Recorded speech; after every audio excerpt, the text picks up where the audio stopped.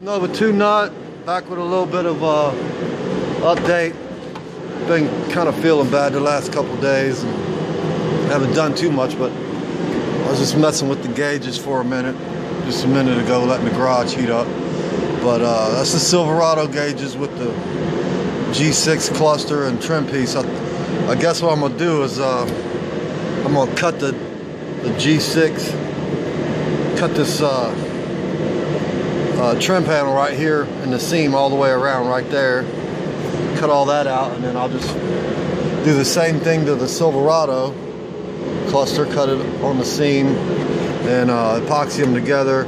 Should be perfect. I need to raise it up a little bit, but there's some mounting tabs on the top of the actual cluster that's keeping it from going up now, but that should work out. But anyway, I'm gonna go ahead and use the G6 shifter. So what I did is I drilled a hole, right?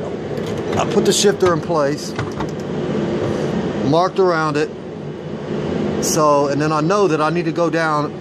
I know that I need to go down 1.5 inches. So we know the transmission's under there. So I drilled a hole, stuck a screwdriver down through it, marked the screwdriver, pulled it out, measured it, and there's 3.5 inches of clearance between here and the transmission. So we got plenty of room.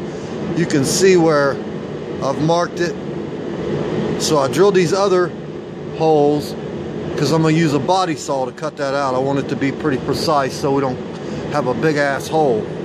So what I'm gonna do is I'm gonna cut across the front, and then I'm gonna cut about halfway down the side. And then I'm gonna fold that down and set the shifter on it. Once I get it to the right place, then I can make pieces of metal to go in on the sides and attach it back the way it should be, so it's sealed up all the way around. So I'm gonna shut the video off from now and we'll pick it up later. Okay, YouTube, so you can see I got it cut.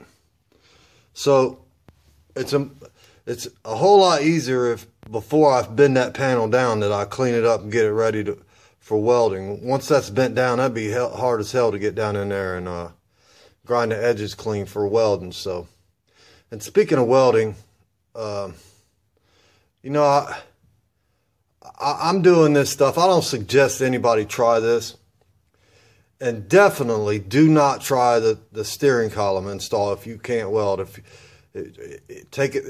you want to do it and you can't weld, take the shaft somewhere and have somebody that can weld it for you. This is not something you want to try to do with a stick welder or a flux core welder. MIG welding's even kind of iffy. That's what I did. I MIG welded it. A TIG weld on the steering column shaft would be much better, but I MIG welded it. I'm pretty confident with it. So do that mod at your own risk. But it sure does look a whole lot better than a G-body steering column in there. I got to tell you that, man. I would not have done this dash swap if I was going to use a G-body steering column. That's just me personally. You know, I guess that's the good thing about building cars. It's all, you know, a matter of personal preference.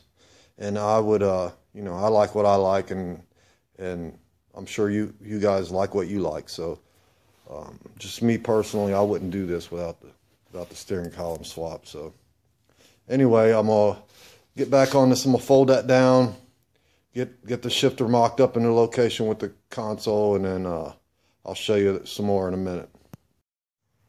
Okay, YouTube, there it is. Looks pretty good. I like it. So I'll show you from the underside what it looks like, what we had to do. It's just a matter of putting in some filler metal and welding it back up now. Looks nice, man. I like it. I think I'm gonna go ahead and buy the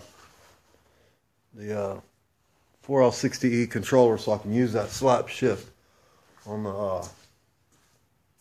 the shifter. So let's look underneath. I'm gonna show you what I gotta do. Well, let's look right here first. You can see where the interference was.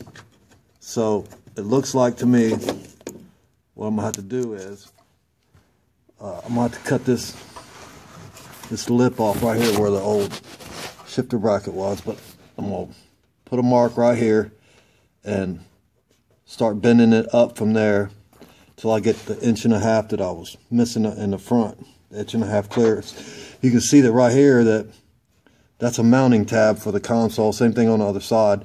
It looks like I could just go straight across from there and then taper it to 1.5 inches up front. So you can see, I'll show you underneath how I had to cut it.